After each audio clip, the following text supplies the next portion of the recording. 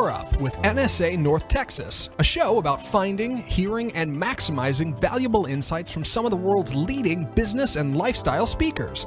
Each week, international keynote speaker and National Speakers Association North Texas chapter president Betty Coffey sits down with some of the most exciting speakers this side of the globe to hear from these subject matter experts what's making a difference in business today and learn all there is to know about people, profits, and productivity in business from some of the world's best motivators.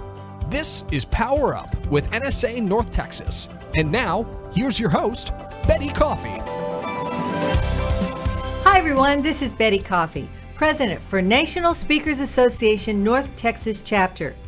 National Speakers Association, NSA, is the premier organization for professional speakers. Our members reach audiences as authors, coaches, consultants, trainers, educators, motivators, and we do it every day around the globe. This show is about the cutting-edge topics that corporations, associations, businesses are concerned about. It's about how do we compete? It's about what do we need to do to bring our workforce together more. These are the issues, these are the messages, and you hear some of the answers from our own subject matter experts themselves here in NSA, National Speakers Association, North Texas Chapter. My guest today, I'm so excited to have my guest, Linda Swindling. Hello, Linda. Hey, Betty. Welcome to the show. Linda Swindling let me get this straight. Linda Swindling is JD and CSP, and I'll get to the CSP in a second. Our title today is Negotiation for Leaders. Leadership is a series of negotiations. Life is a series of negotiations. But leadership is truly a series of negotiations. Leaders can effectively negotiate anything from big deals to workplace drama, and that's what Linda's going to be sharing with us today. Linda is a JD, lawyer, and a CSP, Certified Speaking Professional, which is very, very difficult to get within our National Speakers Association group. I think only 12% of our speakers worldwide have that certification. She is a negotiation speaker, author, and expert that empowers leaders to negotiate everything from big deals to workplace drama using proven strategies that drive results without driving others away. Right. Very important. Linda learned firsthand how to negotiate from her experiences in a courtroom and then the boardroom. A respected mediator and recovering attorney, I love that title, recovering attorney, Linda attended the Harvard program on negotiation. She also spent years advising and coaching CEOs and key executives while a chair at Vistage. That's not easy. No. I just want to add, that's not easy. Her engaging programs are based on original research and more than 2 decades of actual experience. Linda is frequently a media guest and the author of more than 20 books, including Ask Outrageously, The Secret of Getting What You Really, Really Want, and Stop Complainers and Energy Drainers, How to Negotiate Work Drama to Get More Done. So enough about Betty talking, and let's go to our guest, Miss Linda Swindling. Linda, I'm thrilled to have you on board today. Thanks so much for asking. It's an absolute honor to have you here. I mean, she's a high-powered deal. You speak on negotiations and high-stakes communication for leaders. Wow. Okay, that's challenging. We hear a lot about team building today and improving communication at work, but why do leaders need to learn how to negotiate?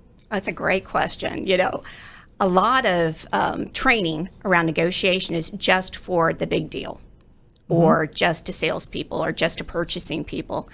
And what I have found over and over again is they may have great training in teamwork or great training in communications, but they're not using it. And a lot of times the reason why they're not using it is they don't know how to approach and try to negotiate and influence others. And so one of the things that we try to do is, how well do you negotiate and really get that language in there, because a lot of the same skills that they use with a supplier or a vendor or client, yes, a lot of those same skills transfer so well to the workplace. That's true. Yeah. That's very, very true. Yeah. So, and it's not just negotiate. I think that's probably the big thing everybody always asks. It's asking. It's asking. It's just asking well. We're chicken to do that sometimes, aren't we? We can be. We can be very scared to ask. Yeah. Very scared to ask for what we want, ask for something different, and, for all sorts of reasons. So you have an example on that. Your latest book, Outrageously, and your TEDx talk was a story about Jay Leno. Yeah, it starts with a story about Jay Leno when I didn't ask. So, Betty, have you been to a studio audience? A long time ago, Okay. yes. But I was chicken. I would no more have the guts to go out and ask something. I just sit there and clap when they tell me to clap. Well, I had heard that he might come out to the audience and ask questions, and answer questions. Okay. So when Jay came out of the Tonight Show and answered questions before his show, I actually raised my hand and I was first. He looked through the audience and he pointed at me and he said, "Yes, ma'am." Oh, wow. Were you scared? No, because I had my starter question. See, and you've been in sales, you know this. Yes. You have to build a rapport and build a relationship is what we're told, right? Right. So I asked my like me question. And it was something like, "What's hard about your job, Jay?" Knowing that I had my backup, my swing question, the one that I was going to close with right after it. So I was thinking he'd say, "Oh, remembering the names, doing all these shows." No, do you know what he said? What? He said, "Well, let's see. I get paid lots of money. I get to interview famous people and I drive really nice cars." And then before I could ask him my second question, the one I really wanted, he points over and he goes, "Yes, you, ma'am." Okay. She stood up. A different audience member stood up and she said, "Jay, can I get my picture taken with you?" And he said, "Sure, come on down." And she's going, "Ah!" Yeah, yeah. And I'm just sitting there going, that's what I wanted to ask, That's what right? He knew it. Betty, he went back to me and he said, "That's what you really wanted, isn't it?" So I started rising up and he does, "She asked." Oh my gosh. Are you feeling sorry for me yet? I'm That's feeling terrible, very right? sorry for you, but wow, what a lesson too. Yeah, it was a big lesson. And, don't feel too sorry. We got a big group picture later and that was fine. Yeah. But yeah, it stuck with me. I didn't ask for what I really wanted. How long ago was that? It was 15 years ago.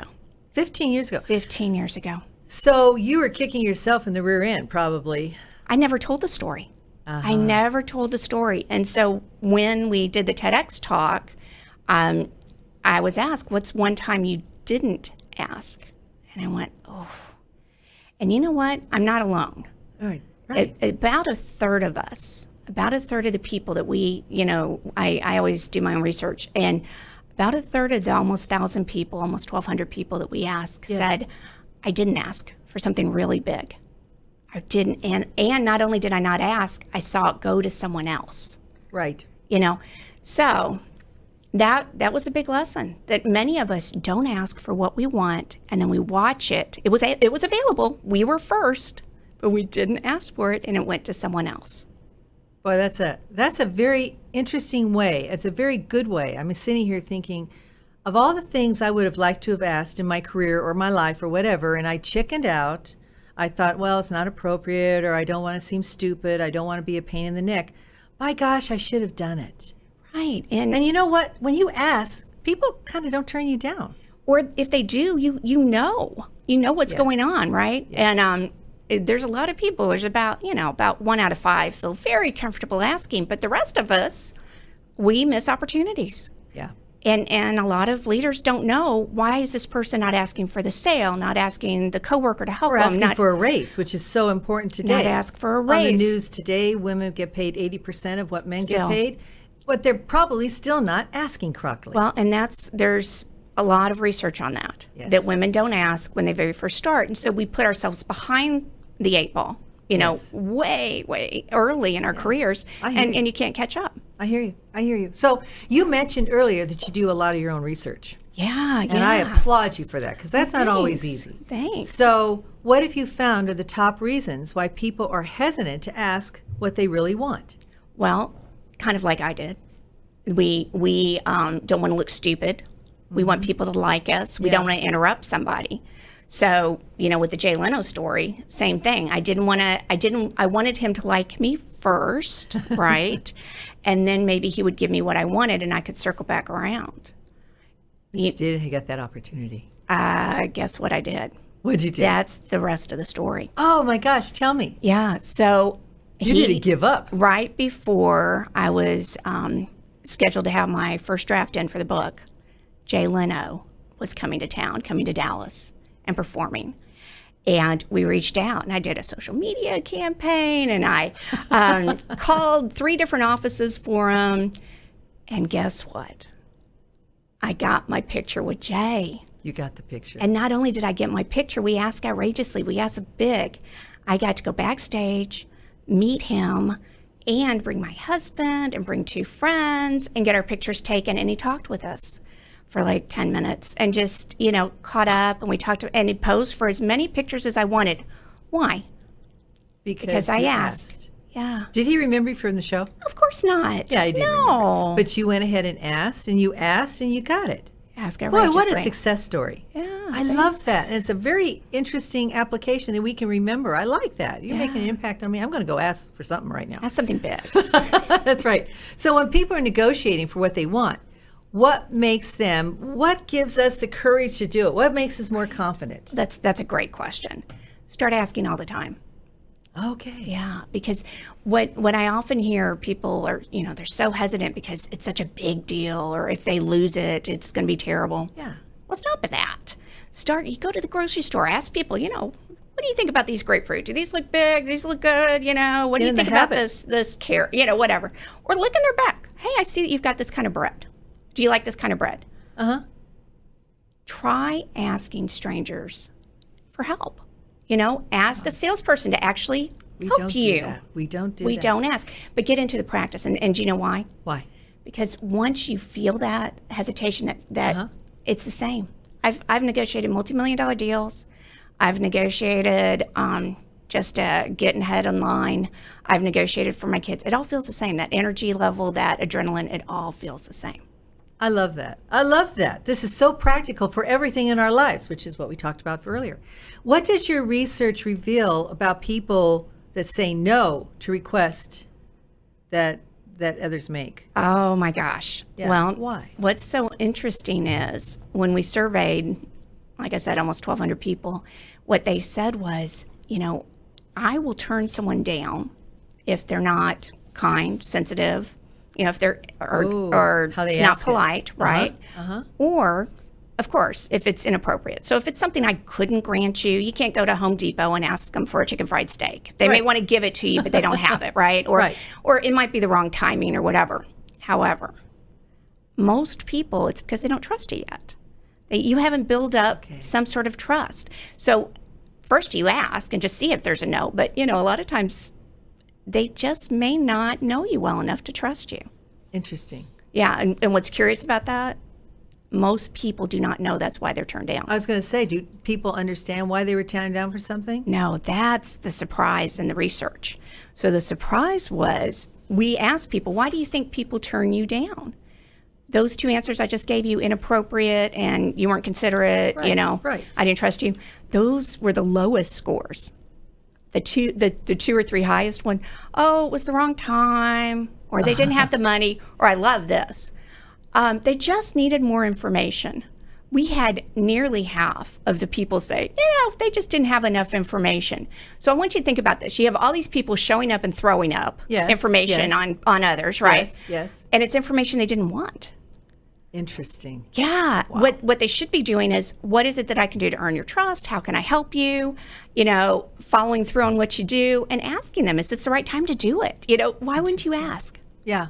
Do you find it is easier for people to negotiate on behalf of someone else? So much easier. Are we more comfortable? Oh yeah. 65% of us would rather negotiate on behalf of someone else, like a nonprofit, a kid, an elderly person, your employees. In other words, we're uncomfortable if we ask it for ourselves. Yes, because it's so selfish. We're more comfortable if we're saying this. My friend needs this, and isn't that interesting? Right. I never thought of that. That's true. Do you want the workaround? Yes. Okay, so the workaround is, think about who else benefits besides you. So maybe it's your family benefits if you're asking for a raise or a different schedule, right? Maybe it's your client benefits because you're giving them something better than what they had. Or maybe even you're just being a role model for someone who's following in your footsteps later, and they can see, maybe I should speak up and ask. That's a good way of looking at it. I'm learning so much. I can't wait to go with one of my customers and say, I'm going to be asking here. I love it. I love what you're saying. Okay, so we mentioned it earlier. One of the toughest things in the whole wide world to do is ask for a raise. What are some tips for people when they're getting ready and they truly deserve this? How should they go about asking for that raise? Oh, great question.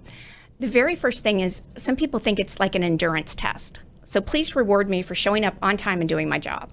Give me a break, right? So that agreement was already cashed.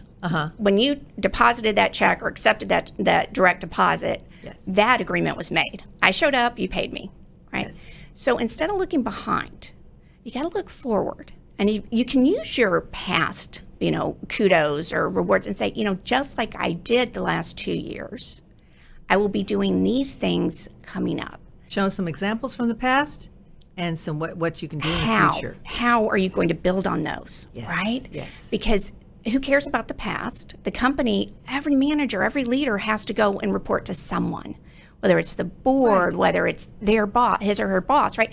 Whatever it is. So you've got to think, how can I help them build a good case to represent me? I love that. I love that. What in your research, which I'm finding fascinating, what was the number one thing that people were afraid to ask for? This is crazy. What do you think it might be? I would think it would be the raise, but you think raise or money, I would right? think it would be raise or money. And that's crazy because the raise, you're a little bit more likely to get it than not if you ask. It's just a little bit over half of the people get it. So stop worrying. I'm going to stop worrying about that. You go ahead and ask, and at least you'll know if there's something you're missing. Okay. People, shockingly, aren't scared about asking for promotions, raises, or even to borrow money. No, they're afraid to ask to cut in line. You're kidding. No, personally, we are afraid to cut in line. Back to that, I don't want to bother them. But let me ask you this, Betty, wouldn't you give somebody an opportunity to cut in line? You're at the store and you've got a buggy full of stuff or a shopping cart full of stuff. And I only have a couple items or something. Right. But now that you just said that, I would, even though I had just a couple items, can I go ahead of you? I only have, that's difficult. So a couple of things that'll help. Yeah. One is yo-yo. One is that's really. So you really got to think about, really, am I really stopping myself for this? And let's say you have 2 items, or maybe I'm double dog daring you. Ask, do this. Get a pack of gum, right? You only have 1 item then. And say, hey, I'm really in a hurry.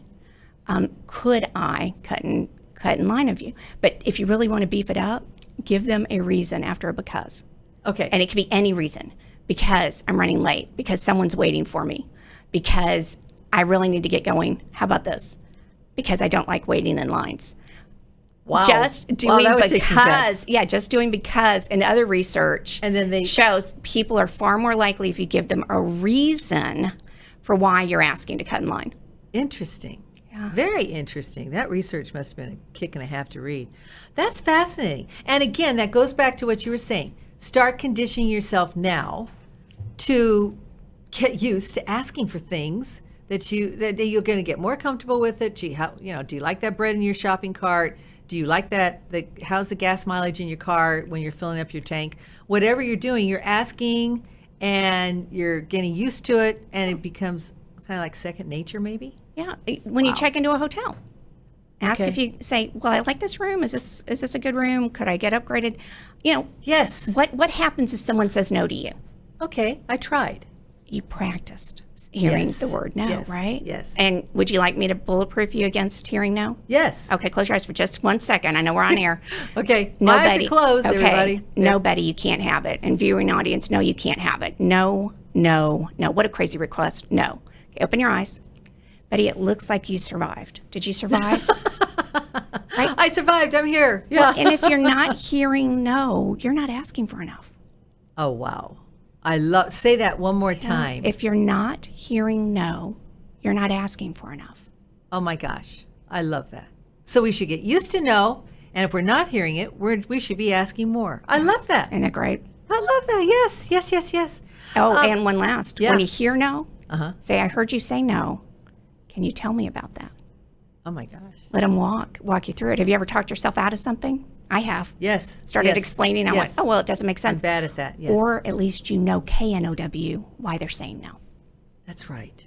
How can you address it if you don't even know? Then you can address it. You can address it. I love that. Will people always tell you? Will they feel relaxed telling you? Well, if you're not a crazy person, right, and you're just asking, well, I heard you say I can't have my raise. Can you tell me about that? Well, yeah, no. Okay, can you walk me through your thinking? Right. Well, we don't give raises for another 2 months. Okay, that's 2 months. Or, Yeah. well, we only give raises to people who are certified in this course. So these are things you recommend to start getting us accustomed to asking for more. Live in those questions. Just live in the question. Live in the question. I love that. Oh my gosh, asking outrageously. Okay, let's go into your books. You are a very engaging, I love speaking with you and you're an engaging guest, but you're also a very engaging keynote speaker who delivers take-home strategies that work for real work environments. I love that.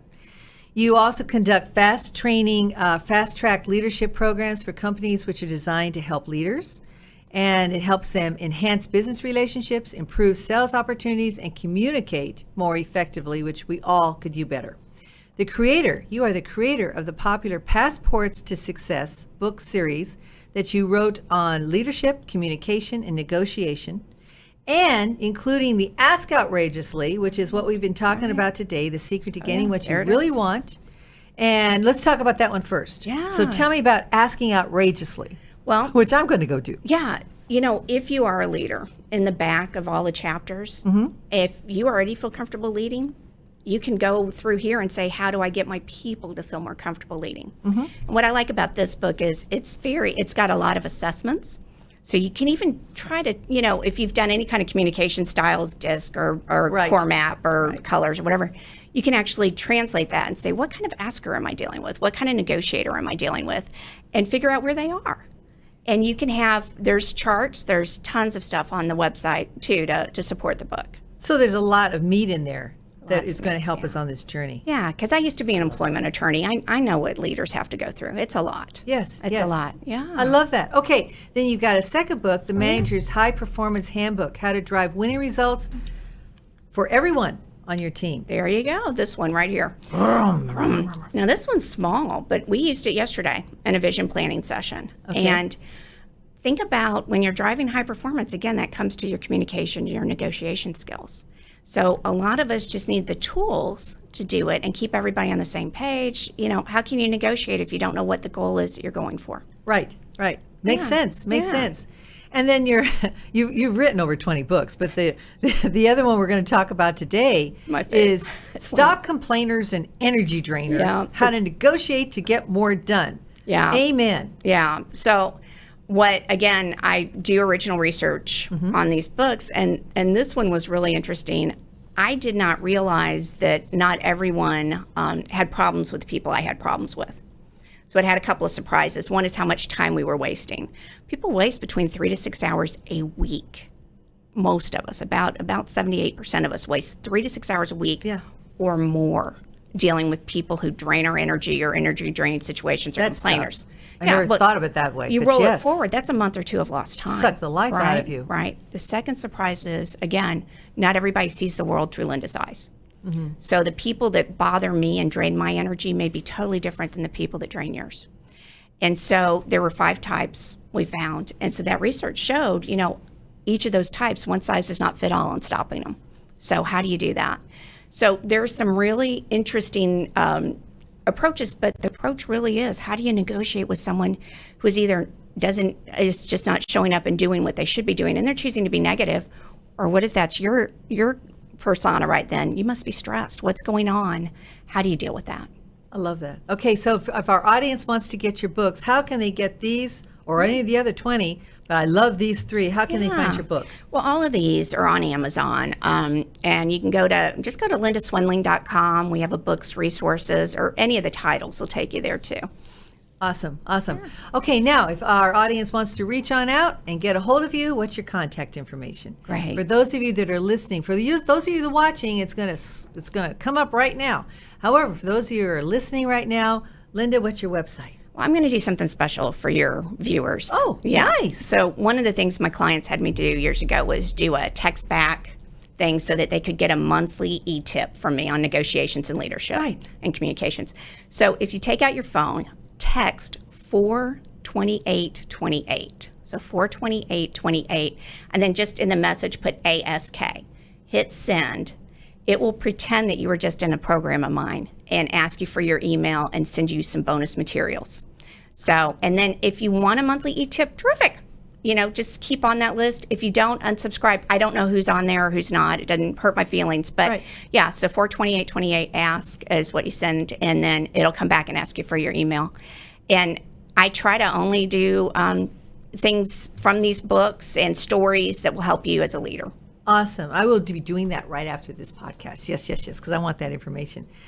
So email Linda at lindaswindling.com. Yeah. And Swindling, Swindling. Yeah, tough name for an attorney. See why I'm a recovering Yeah. one. Yeah, Linda at lindaswindling.com. And phone number is 972-416-3652. But lindaswindling.com will get you contact information, everything you need. Awesome. Wonderful. And there are also some bonus resource tools, videos on your website that we can go on out to and grab and look at www.lindaswindling.com. I love that. Linda, you've been absolutely wonderful. You've been so much fun to interview. It went fast, didn't it? It did go fast. Thanks so much for having me. I appreciate it. If you want to leave our audience with, you've given us so much information. I'm going to go. I've got some errands to run this afternoon. I'm going to go ask some stuff. Okay. And I'm going to see. I'll let you know what happens. But what is, if you want them to carry away one thing, one idea from your podcast today, what would that be? Ask often, and ask outrageously. This really is a series of negotiations, leadership life. Go ahead and ask often, and ask outrageously. Ask often, ask outrageously. Okay, you've given me my my marching orders for today, and I will be doing that. I'll let you know how that goes. Good. I'll let you know how that goes. All right, thank you so much for being with Thanks us for today. asking me. I appreciate you being here. It's been great. And all of our audience, thank you for joining us today as we power up to be better, to be faster, to be stronger. I look forward to seeing you all next week. Thank you so much. And Linda, thank you. Oh, thanks, awesome Ben. job. Thanks. Let's do that one more time and keep it. Yes. Keep it. Keep it. I asked. You did ask. Thank you. Thanks, everybody.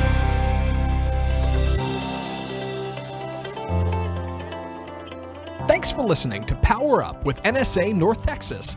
To find out more about today's guest or NSA North Texas, visit www.speaker.org. To find out more about Power Up, visit our Facebook page at www.facebook.com/groups/NSA North Texas. And to find out more about Betty, visit www.bettycoffeepresents.com.